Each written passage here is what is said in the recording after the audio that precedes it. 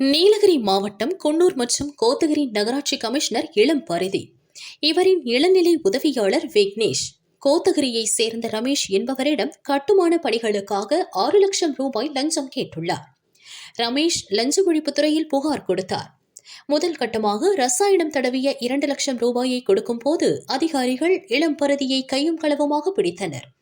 லஞ்சம் வாங்கிய குற்றத்திற்காக நகராட்சி கமிஷனர் மற்றும் அவரது இளநிலை உதவியாளர் கைது செய்யப்பட்டனர். இந்த சம்பவம் நீலகிரியில் பெரும் பரபரப்பை ஏற்படுத்தியது. இதையடுத்து சமூக ஆர்வலர்கள் லஞ்சத்திற்கு எதிராக குரல் கொடுத்துள்ளனர். தமிழ்நாட்டிலேயே மிக அதிகமாக லஞ்சமும் ஊழலும் புரையோடு இருக்கின்ற ஒரு மாவட்டம் நீலகிரி மாவட்டம். அதற்கான காரணங்கள் பார்த்தீங்கன்னா, இங்கே நில உடைமை ஆவணங்கள் இங்கே இருக்கக்கூடிய விவசாயிகளுக்கோ நில உடைமைதாரர்களுக்கோ இல்லை. அது மட்டும் இல்லாமல் இங்கே கட்டிடங்கள் கட்டுவதற்கான விதிமுறைகள் எல்லாம் கடுமையாக்கப்பட்டிருக்கின்றன. ஜேசிபி போன்ற கனரக இயந்திரங்கள் பயன்படுத்துவதற்கு நீதிமன்றங்கள் தடையாணை விதித்திருக்கின்றன. அது மட்டுமில்லாமல் சமவெளி பகுதியில் இருக்கிற நல்ல வசதியான கோடீஸ்வரர்கள்லாம் இந்த மலை மாவட்டத்தில் வீடு கட்டுவதற்காக குவிந்திருக்கிறார்கள்.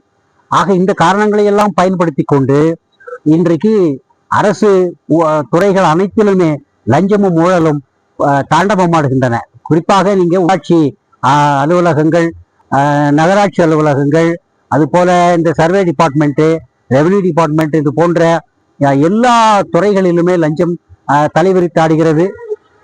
இது குறித்தாக யாருமே குரல் எழுப்புவதில்லை. காரணம் என்னவென்றால், இங்க இருக்கக்கூடிய எல்லா அரசியல் கட்சிகளுக்கும் இதுல பங்கு இருக்கிறதுனால அவங்க யாரும் இதை பற்றி பேசுவதே இல்லை என்பதனால இந்த மலை மாவட்டத்திற்கு மிகப்பெரிய அச்சுறுத்தல் ஏற்பட்டிருக்கின்றது. சுற்றுச்சூழல் பாதிப்பு ஏற்பட்டிருக்கின்றது. பொதுமக்களுடைய நிலப்புலன்கள் பறிபோய் இருக்கின்றன.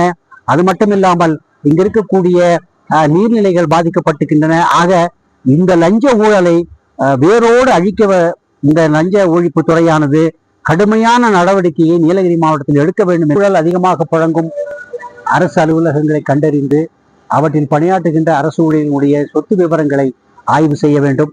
அவருடைய வருமானத்துக்கு அதிகமாக சொத்து சேர்த்திருந்தால் அவற்றை ஆய்வு செய்து விசாரித்து அந்த சொத்துக்களை எல்லாம் பறிமுதல் செய்ய வேண்டும். மொத்தத்தில் நீலகிரி மாவட்டத்தில் லஞ்சமில்லாத ஒரு நீலகிரி மாவட்டமாக அமைப்பதற்கு லஞ்ச ஒழிப்புத்துறை தீவிரமாக இதில் பணியாற்ற வேண்டும் என்று கேட்டுக்கொள்கின்றோம்.